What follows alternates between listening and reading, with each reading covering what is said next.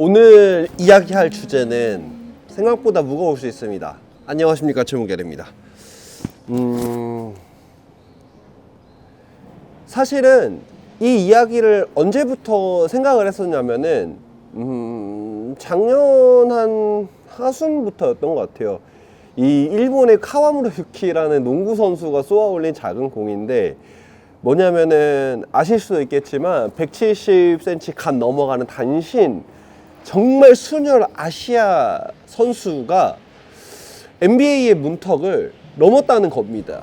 근데 솔직하게 이번 시즌에 뭐 시카고 불스로 이적을 하면서 어찌어찌 NBA에 남긴 했지만 사실 아직까지 제대로 된 플레이를 보여줄 만큼의 어떤 기회를 받지는 못하고 있어서, 그리고 그게 또 어쩌면은 그 단신 선수의 한계일 수도 있겠지만, 그럼에도 불구하고 이 얘기를 하고 싶었던 거는 근본적으로 그런 선수가 발생할 수밖에 없었던, 나올 수 있었던 그 원인에 대한 이야기를 조금 하고 싶었어요.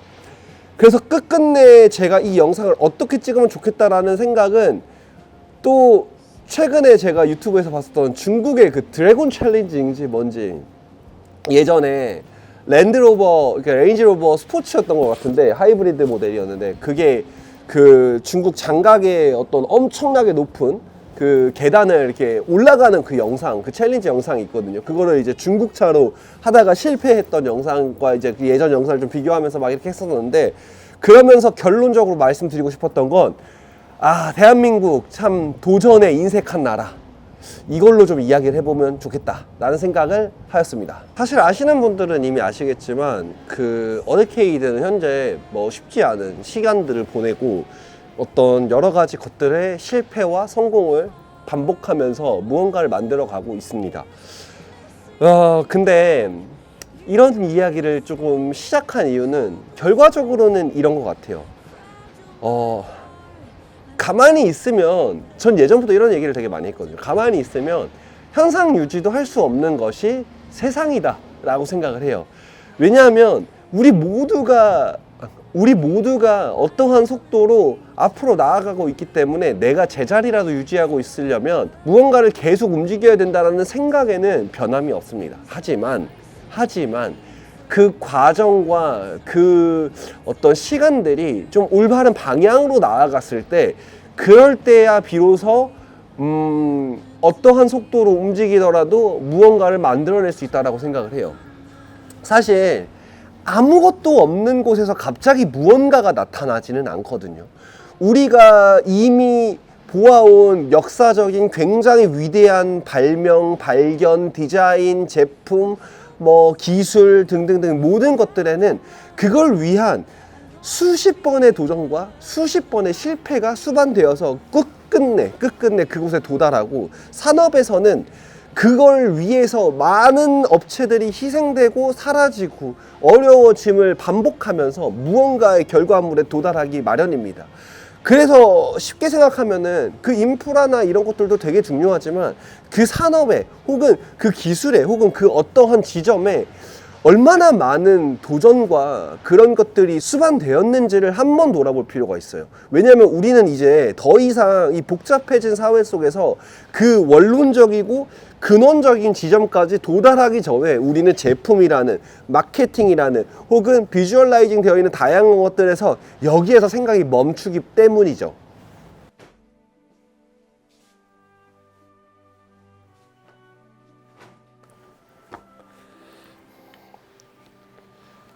데님 팬츠는 저는 이제 과연 미국의 것이라고 이야기할 수 있는 수준이 되었나 라는 생각이 들 정도로, 이제는 일본이 자타공인 전 세계에서 가장 좋은 데님을 생산하고 있는 지역이 되었습니다.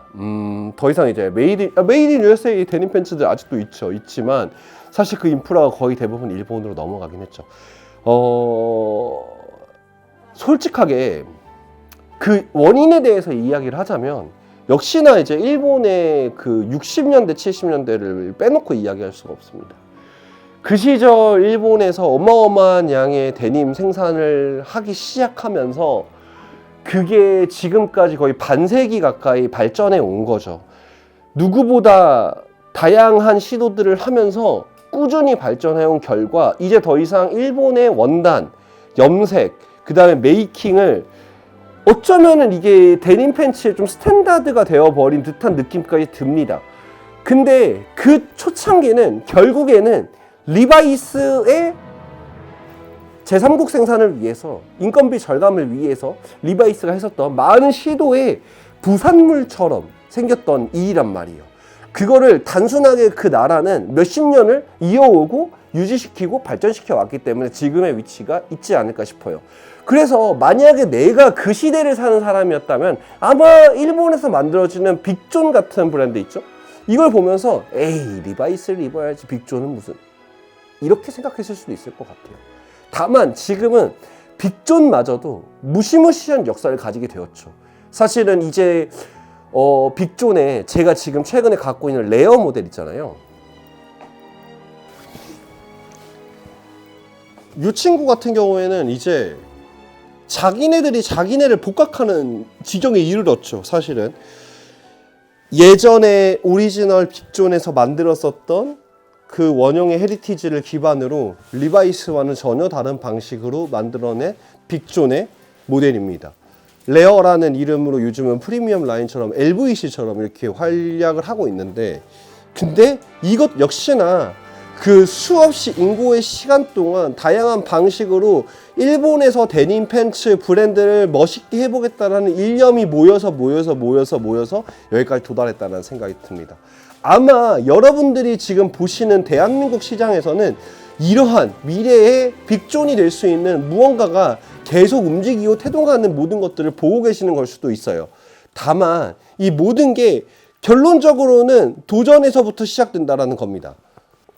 우동 데님은 메이드 인 재팬, 이 재팬 메이드라고 하는 어떤 청바지에서의 그런 가치를 극대화하여 현대적으로 할 수 있는 다양한 방식으로 풀어냈던 제품입니다. 각각 1번, 2번, 3번 실루엣을 보여주고 있고, 각 제품은 그 어떠한 리바이스의 빈티지에서부터 출발하지는 않았습니다. 1번은 60년대 모델이라고 보통 표현하는 66 모델의 그 깔끔하고 아이비스러운 느낌을 구현하기 위해서 조금 더 현대적으로 풀어내야 되는 엉덩이 부분과 그 다음에 뒤에 뒷밀이라고 보통 표현되는 그 부분은 만지면서 실루엣적으로는 담백하고 깔끔하지만 66 모델이 가지고 있는 그 특유의 슬림함은 버리고 조금 더 편안함과 데님이 가져야 하는 좀 더 원초적인 어떤 마초스러움을 같이 가지고 있어서 실측상으로는 그렇게 작지 않습니다. 그렇게 슬림하지 않은데 묘하게 입으면 진짜 깔끔해요. 그리고 2번 같은 경우에는 54501로 대변되는 50년대의 스트레이트 핏을 기반으로 하지만 사실은 그런 식으로 유행이나 트렌드 상관없이 계속 입을 수 있는 가장 무난한 실루엣을 구현하기 위해서 현대적으로 조금 더 실루엣을 벌렸습니다. 그래서 얘 역시도 54501의 원류랑 비교하면 너무나 많은 차이를 보여주고 있고, 사실 90년대 모델을 기반으로 한 3번 버전, 이제 배기한 실루엣에 사실 실버 탭을 얘는 확실하게 모티브로 하고 있긴 해요. 하지만 그 실버 탭이 가지고 있는 엉덩이와 그 골반 쪽의 여유로움, 그 다음에 살짝 배기한 스타일에서 살짝 좁아지는 테이퍼드 실루엣, 이런 것들을 잘 섞어서 나왔던 친구들이거든요. 그래서 각각이 가지고 있는 어떤 레퍼런스가 명확하게 존재하지 않습니다. 오히려 일본 메이킹이 가지고 있는 극장점인 빈티지 기반의 빈티지 스펙 메이킹과 현대적인 디자인과 실루엣을 제가 입었었던 바지들과 연관 지어서 그 바지들에서 부족하다고 느꼈었던 것들, 불편하다고 느꼈었던 것들을 고치는 과정에서 완성이 되었습니다. 사실 우동 데님이 첫 번째 우리나라의 메이드 인 재팬 데님 혹은 제품의 시도는 절대 아닙니다. 왜냐하면 제가 예전에 있었던 모 샵에서도 자체 브랜드를 일본 생산을 했었어요. 그리고 그 앞서서 데님 인디고 마스터라는 브랜드에서 메이드 인 재팬 라인이 따로 있었습니다.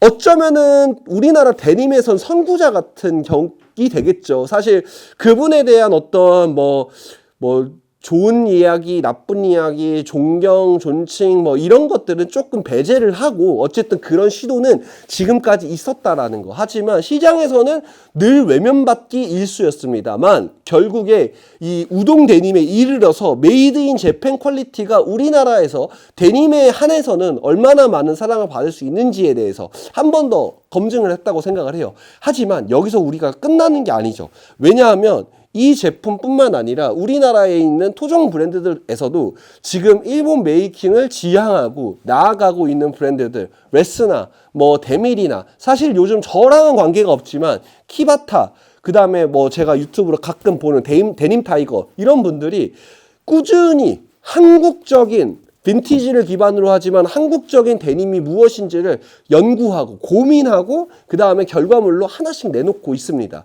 그러한 것들이 어쩌면은 다 모험이고 도전이에요. 왜냐하면 많은 분들이 그냥 편하게 말하죠. 풀카운트를 입지, 웨하우스를 입지, 뭘 입지. 당연합니다. 저도 다 가지고 있고 다 입고 있어요. 그치만 저는 그러면서도 파이오니어적인 어떤 행보를 보여주고 있으면서도 제품의 가치로 보았을 때도 단순하게 개척자이기 때문이 아니라 제품으로서도 매력적인 제품들을 꾸준히 소비를 하면서 계속 이용하면서 한 번 더 생각에 잠기는 것 같아요. 지금 보시는 제품은 킨치의 808입니다.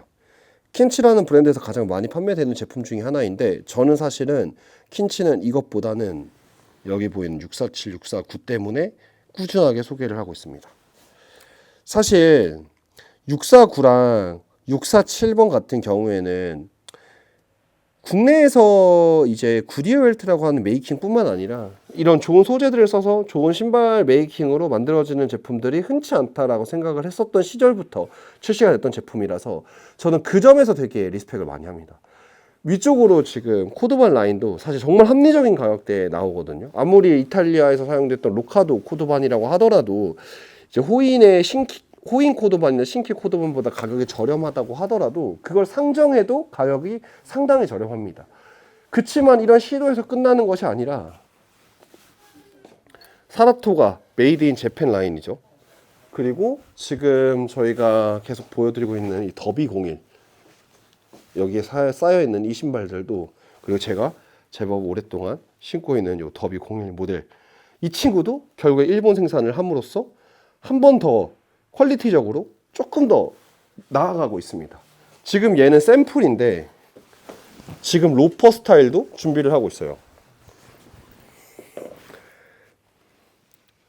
잘 모르실 수도 있는데 일본은 또 사실 그 셀러리맨들이나 영업사원들 혹은 이제 직장 다니는 사람들 중에서는 이 구두에 대해서 그리고 클래식한 스타일에 대해서 굉장히 엄격한 복장 규정을 가지고 있기로 유명합니다.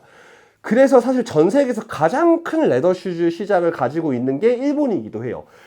진짜 오죽하면 벨루티라는 브랜드가 오히려 본사가 있는 유럽보다 일본 벨루티가 훨씬 더 규모가 크고 거기서 훨씬 더 많은 제품 테스트를 한다고 할 정도로 그리고 제 세대 때 슈즈를 좋아하시는 분들 대부분은 아마 업계에 계시는 분들은 많이 들어봤을 얘기인데 일본에서 성공해야지 전 세계에서 성공한다라고 할 정도로 레더 슈즈에 한해서는 일본만큼 잘하는 나라가 이제 많지 않습니다. 물론 전통적인 강호라고 할 수 있는 뭐 영국이라던가 이탈리아라던가 프랑스라던가 미국도 일부 있긴 하지만 사실 이제 그냥 단순한 퀄리티만 놓고 얘기했을 때 일본이 그들보다 부족하다라고 절대 말할 수 없는 시장이 되어버렸어요. 수십 년에 걸쳐서. 물론 지금 다양한 나라에서 이런 제조의 어떤 퀄리티, 고품질 제조에 대한 부분들을 굉장히 많이 따라오고 있고 그 격차를 간극을 줄여나가고 있지만 그게 한국에서 이루어지는 일이냐? 모르겠습니다. 일부에서는 맞고 일부에서는 그렇지 않다라고 말할 수가 있을 것 같아요.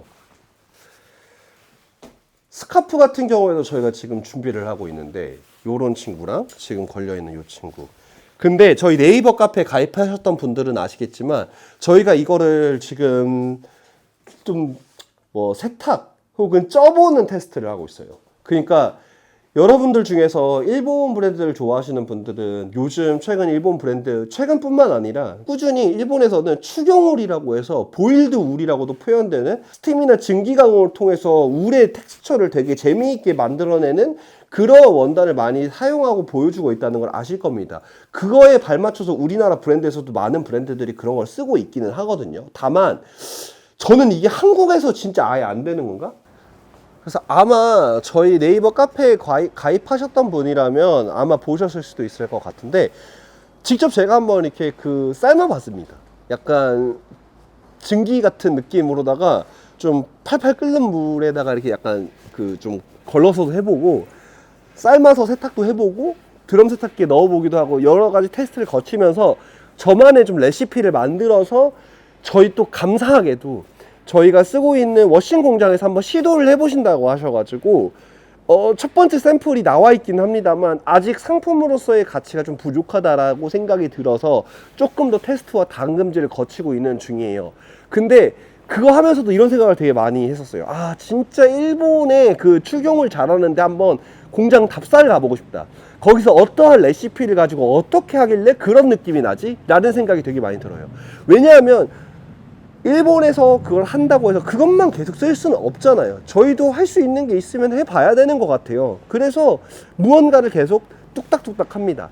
이번 시즌에 나왔었던 지금 서플라이 파카, 이 친구 같은 경우에 어쨌든 제가 공식적으로 비즈빔의 참도 파카 일본식 전통 의복과 M65라고 하는 서양식 의복의 결합으로 만들어진 이 개념이 마음에 들어서, 그래서 한국식 전통 의복인 한복과 M65를 결합하면 어떤 식으로 만들어질까를 고민하면서 만들었습니다. 그리고 이거에 대해서 갸우뚱하시는 분들도 있었던 거 알고 있어요. 그래서 저는 사실 이 작업이 거의 1년이 걸렸는데 1년 동안 그 자료 조사를 진짜 오래 했었어요. 도대체 무엇이 한복하고 일본 옷하고 뭐가 다른지에 대해서. 근데 솔직하게 말하면 그 자료량이 방대하기 때문에 영상으로 풀어내기에는 좀 부족한 감이 있을 것 같지만, 되게 심플하게 얘기하면 둘 다 이렇게 넘겨서 여유 있고 풍성하게 입는 옷이라는 같은 공통점은 있지만, 일본의 전통 의복은 허리춤까지 여며지는 라인을 기반으로 허리에 오비라고 하는 허리띠로 허리를 보여서 전체적으로 절제된 스타일을 보여줍니다. 그래서 지면에서부터 옷이 올라오는 느낌이 수직으로 올라오는 게 일본 옷이고, 그것 때문에 남성복도 여성복도 기본적으로 원피스 스타일이 전통 의복의 한 결이라면은, 유카타나 아우터로 입는 의복 역시나 허리춤에서 동여매서 그 실루엣이 아무리 커도 옆으로 퍼지는 게 아니라 뚝 떨어지는 게 일본이 가지고 있는 전통 의복의 방식입니다.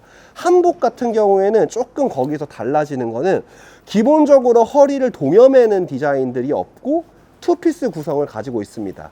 바지와 상의 저고리, 그 다음에 여성복도 상의 저고리와 치마로 구성되어서 실제로 허리의 움직임을 조금 더 자유롭게 곡선으로 떨어지는 라인을 좀 더 풍성하고 유려하고 아름답게 한다는 서로 다른 점들이 존재하고요.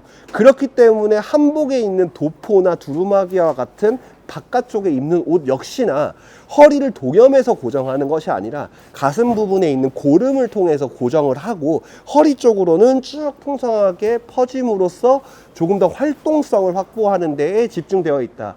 근데 여기서 또 되게 재미있는 건 사료 조사를 하다 보니까 그 끝에서 삼국시대 의복에 대한 것도 좀 보기는 봤었거든요. 물론 그 어떠한 자료나 논문에서도 제 생각을 뒷받침해 줄 만한 어떠한 뭐 그런 건 없었습니다만, 제 개인적인 유추로는 삼국시대 의복 중에 후삼국까지 왔을 때에도 고름 방식과 허리 오비라고 할 수 있는 허리 끈 방식이 동시에 존재하던 시기가 있었더라고요. 그래서 제 개인적으로는 과거 한반도에 있었던 다양한 국가들에서도 그러한 방식의 허리 여밈이 있었지만, 그게 어떠한 이유에서든 일본으로 건너가고 일본에서는 그게 계속 정착됐다면, 한국에서는 조선시대로 넘어가는 그 어떠한 사건을 통해서 이 부분이 없어지고 투피스와 이렇게 여밈이 아니라 고름으로 묶는 형태로 변경되지 않았을까? 라는 생각을 조금 합니다. 그래서 결과적으로 이 서플라이 파카 버전 2의 여밈 방식은 사실 일본에서 보여지는 일본 전통 의복의 방식과는 완전히 다른 모습을 보여주고 있어서 저는 그게 일본의 비즈빔을 내가 따라했다라는 아예 그런 생각을 안 합니다. 예.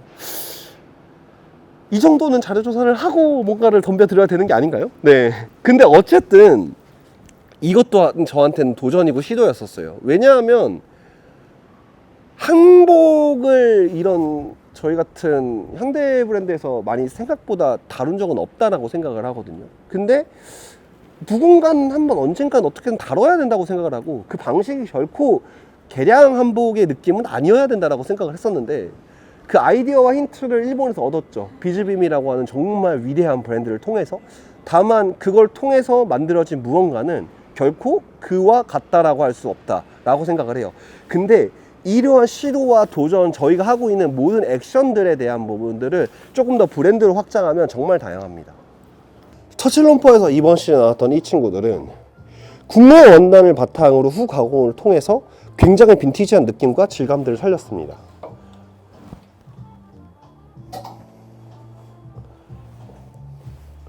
사실 이 브랜드는 대표적으로 해외 원단들을 많이 사용하는 브랜드로 인식을 많이 하고 계시는데 사실 이 친구들이 결코 이 친구들하고 비교했을 때 부족함이나 떨어짐이 없습니다.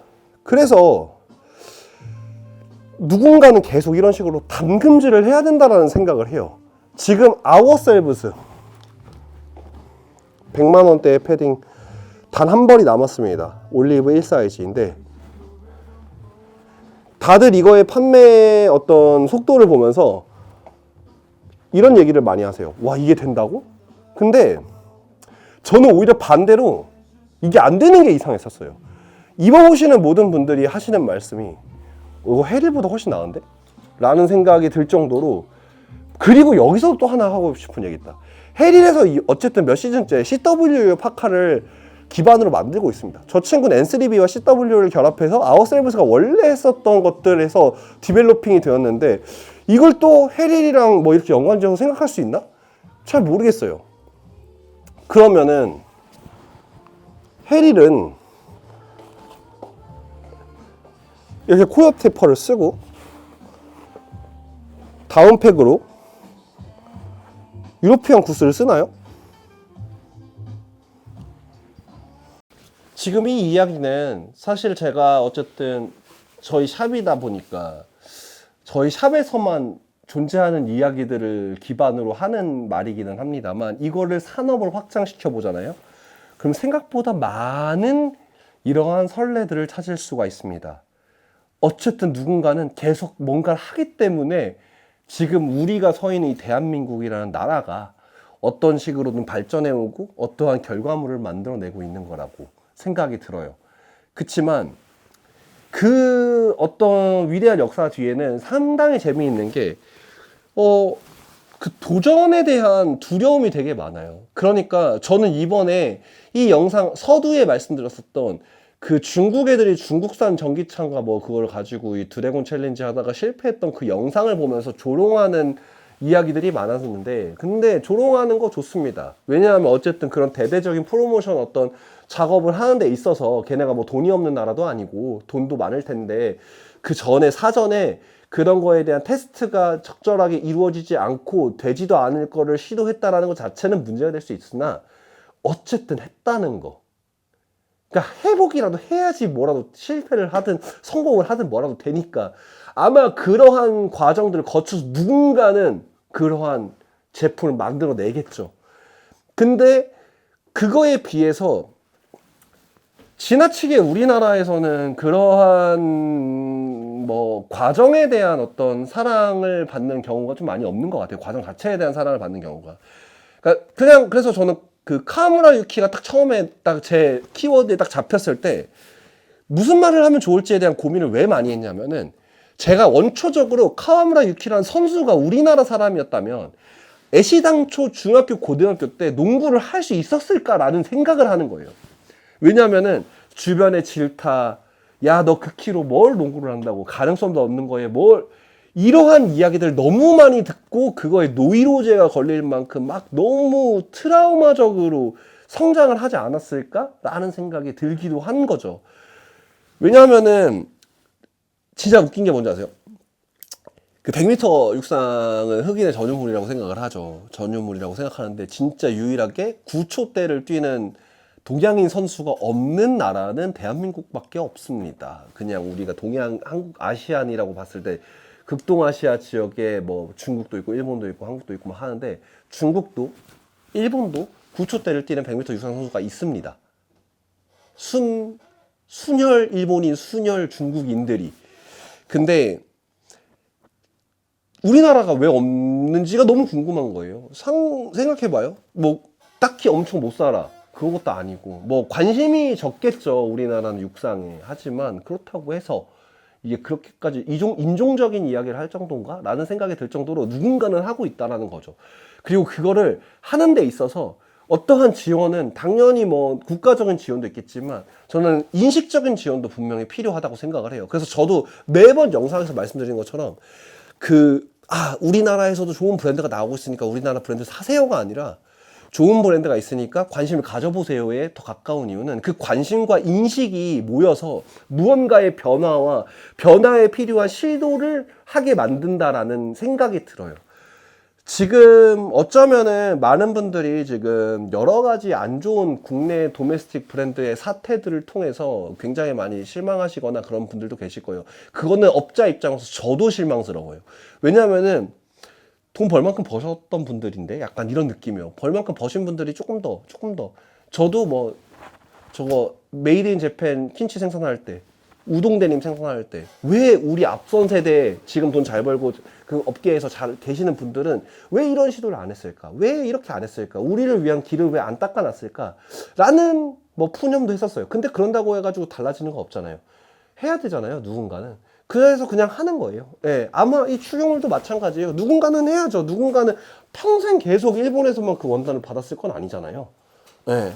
그러니까 누군가는 해야지. 하다 보면 될 텐데. 지금 대밀에서 지금은 사실 잠정적으로 중단된 걸로 알고 있는데 역사적인 우리나라의 첫 코리안 셀비지가 있죠. 저는 그 제품을 아직도 가지고 있어요. 이 친구인데 이염 심하고 색감도 사실 조금 약간은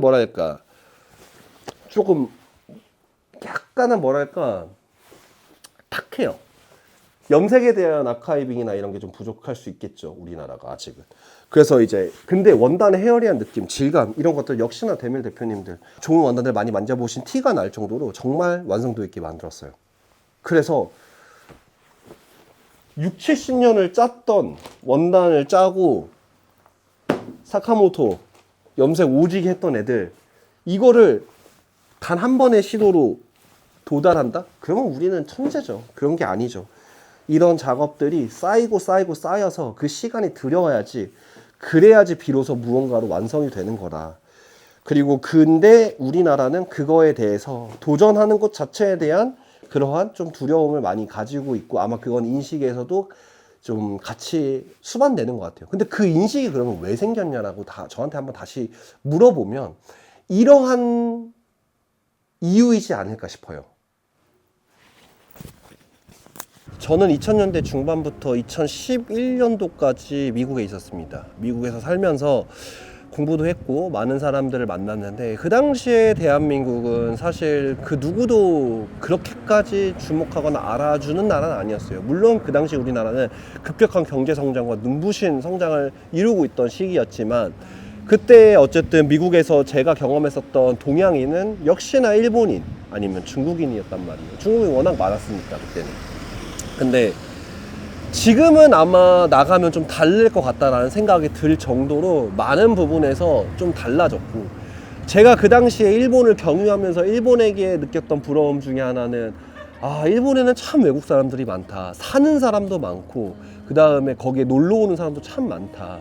일본의 경치를 보러 오고 일본의 음식을 먹고 일본에 있는 다양한 컨텐츠들을 소비하러 오는 사람들이 참 많았는데, 근데 지금 제가 서 있는 성수동 그리고 서울숲에는 오늘만 해도 수없이 많은 외국 관광객들이 지나가고, 지금 우리나라 곳곳에는 단순하게 뭐 노동을 하러 오시는 노동자분들도 계시지만 그 외에도 고급 인력들까지 해서 다양한 외국 사람들이 서울이라고 하는 대한민국에서 살아가고 있습니다. 그런 것들을 보면서 많이 변했고 많이 발전했었어요. 다만 과거의 대한민국은 제가 살아보지 않았기 때문에 어떨지는 잘 모르겠습니다만, 사실 과거의 대한민국에서 지금과 같은 시도와 도전에 대한 어떤 인식을 좀 더 약간 인식을 조금 더 개선하는 게 가능했었냐라고 했을 때 저는 불가능하지 않았을까 싶어요. 왜냐하면 모든 시도에는 어떠한 수준의 재화가 들어갑니다. 그게 시간이 됐든 돈이 됐든, 누군가는 돈이 많을 수도 있고 누군가는 시간이 많을 수도 있어요. 어쨌든 그걸 사용해서 시도라는 걸 하고 실패를 통해서 그 사용된 재화에 대한 책임을 지게 됩니다. 근데 과거의 성장과 그 다음에 따라가는 거에만 급급했던 대한민국에서 과연 시도를 할 여력이 있었나, 시간이 있었나, 재화가 있었나, 자원이 있었나, 혹은 그 실패를 감당할 수 있을 만큼, 그 실패를 책임질 수 있을 만큼의 어떠한 제도가 있었는지 잘 모르겠어요. 왜냐하면 저는 그때를 살아가지 않았기 때문에. 그렇기 때문에 그 당시에 우리나라를 발전시키는 가장 큰 원동력은 실패 없이 무언가를 꾸준히 성공해내는 것이었지 않을까 싶어요. 사실 저희 샵을 보면서 많은 분들이 요즘 이런저런 제품들이 많이 들어오고 많이 나가고 있으니까 그런 것들에 대해서 막 너무 좋게 보시거나 잘 되고 있네 이렇게 생각하실 수도 있을 것 같아요. 다만 저는 이렇게 말씀드릴게요. 저희는 지금 자금이 없기 때문에 더 빠르게 움직이고 그 시간을 아껴서 그걸 돈으로 취한하는 작업들을 열심히 하고 있습니다. 하다가 끝나기 전에 또 다른 거 연결해서 가다 보면 어느 순간 어느 곳에 도달해 있을 테니까, 그거와 똑같이 과거의 대한민국에서 시도하는 사람들을 되게 달갑게 쳐다보기는 어려웠을 거라는 생각을 어렴풋이 하게 됩니다. 무언가를 계속 해 나가면서 계속 성공으로 일변화해야지만 지금의 아마 속도로 대한민국이라는 나라가 발전할 수 있었지 않았을까 싶어요. 그렇기 때문에 과거에 있는 분들에게 이러한 개념을 무조건 할 수는 없습니다만, 적어도 현재를 살아가고 있는 우리에게, 그리고 지금 현재의 대한민국에게 진짜 필요한 게 무엇이냐, 단순하게 패션신을 떠나서 그거는 결국에는 시도할 수 있는 용기를 가진 정말 많은 젊은 사람들이라는 표현 말고 그냥 사람들이 필요하고, 그리고 그거를 언제든지 응원해 줄 수 있는 사람들이 필요한 게 아닌가 싶어요. 그래서 이러한 과정들을 거쳤을 때야말로 비로소 정말 풍성한 무언가가 만들어지지 않을까 싶은 생각에 오늘은 조금 정말 다양한 이야기가 나왔지만 이렇게 영상을 준비하게 되었습니다. 조금 날카롭은 말도 있을 수 있어요. 사실은 뭐 스타일적으로도 그렇고, 이거는 제가 산업적인 얘기를 했지만 소비자분들의 스타일도 되게 트렌디한 게 있다고 하면 그걸로 일변화돼서 다른 시도를 하지 않는 경우, 혹은 뭔가 누군가에게 이야기를 듣거나 이런 경우를 피하기 위해서 조금 더 조심스러운 선택들을 하는 경우, 그리고 안전한 선택들만 하다가 보니까 결국에는 획일화 되어버리는 우리 모습들을 되게 흔하게 볼 수가 있습니다. 하지만 차라리 무언가를 시도하는 게 그것보다 낫다고 생각을 하고, 그리고 그러한 과정들을 조금 더 너그럽게 봐줄 수 있는 전반적인 의식이 좀 개선되었으면 좋겠다 라는 생각이 좀 있는 것 같아요. 모르겠습니다. 좀 날카로운 이야기였는데 어떠셨나요? 다음번에는 조금 더 말랑한 이야기로 제품 소개로 한번 돌아오도록 하겠습니다. 그러면은 오늘 영상은 여기까지.